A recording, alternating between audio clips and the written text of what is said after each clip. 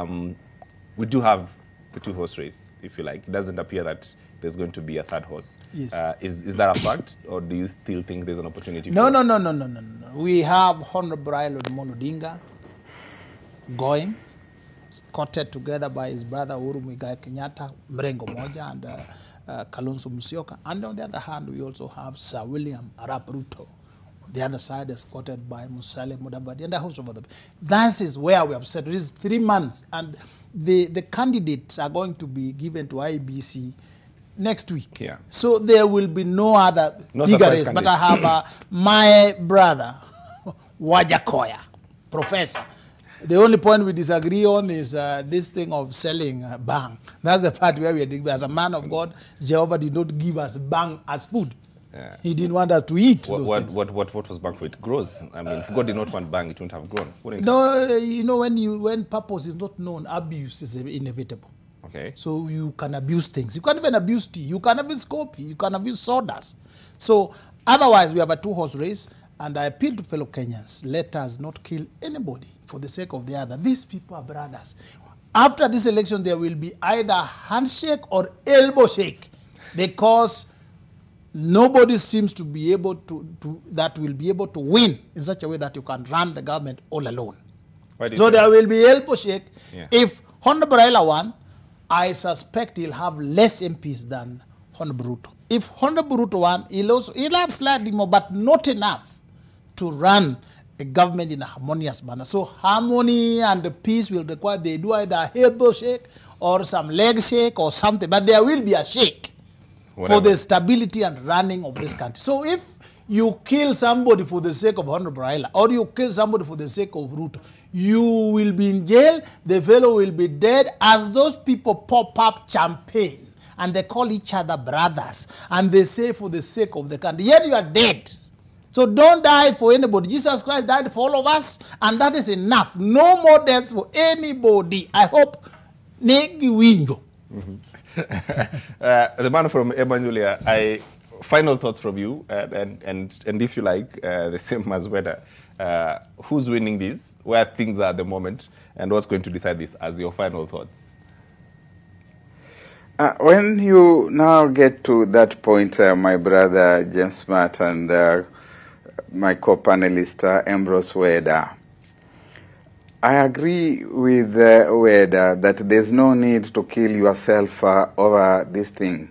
In fact, my plea would be to the political class: the time has come to tone down the rhetoric. The electorate, those who are going to vote for William Ruto, are decided, and they are going to vote for him. You are not going to change their mind. Those who are going to vote for Raila Odinga are going to vote for him, and they are not going to change their mind. The issue of the running mate might vary the percentages slightly, but not very significantly. There's going to be a bit of disappointment that, we thought that Kalonzo Musyoka has reinvented himself, repackaged himself as a Mutaraka, and therefore is a Kikuyu, and therefore he should be running mate. But they will recover and vote whichever way they had thought previously that they were going to vote. There is, however, a critical constituency that is watching this whole thing very carefully: the undecided voters. And the undecided demographic in this context is a critical constituency, a constituency of people who think about things hard, who take a good look at things, who ask, what does it mean for my business, my small business, my big business? What does it mean for peace and harmony in this country? Where is this person taking the country? Those are critical people. Perhaps they belong to the upper middle class. I don't know whether they'll turn out to vote. Some are wondering whether they should even go out to vote. Those are the people that Azimio, La Umoja Oka, and Kenya Kwanza should be speaking to. And they don't listen to noise. That demographic does not listen to noise. It listens to reason. Interesting, interesting. Final thoughts, and there's a question here, more like a comment from Wangare Mushoi. He says, James Smart, please, could you ask Ambrose Weda where the term holoi poloi came from? He seems to be very learned. I'm not sure if I'm one of them, but the Kenyan electorate is now more informed. We just don't do what we are told. Historically, many political projects are voted in by the holoi poloi. As you make your final thoughts. Yes, thank you. I think the holoi poloi, I picked it from my brother, but it is what we would loosely call the Wanjiku. The one that is down there, the one that is done.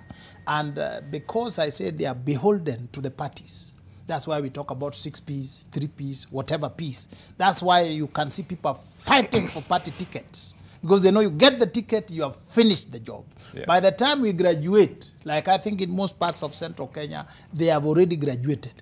You give somebody a ticket they don't like, you just lose. So I think that the ordinary person is the holoi poloi. Then we have the middle class, then we have the oligarchs, and then like that. But above all, God is with us. All I can tell our fellow Kenyans is, as I said, don't kill anybody for the sake of anybody.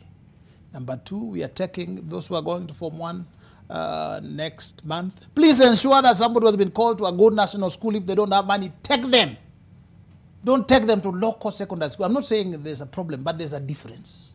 So politicians who are talking, church leaders and all these people, ensure that some of these are brilliant people who have done well. Let us take them to school. Let us sacrifice and take them to school. One day they will give us the cure for HIV and COVID and all these things. Otherwise, may God continue expanding your territory, blessing you in a special way, growing you as we pray for the peace and stability of our great Republic, Kenya.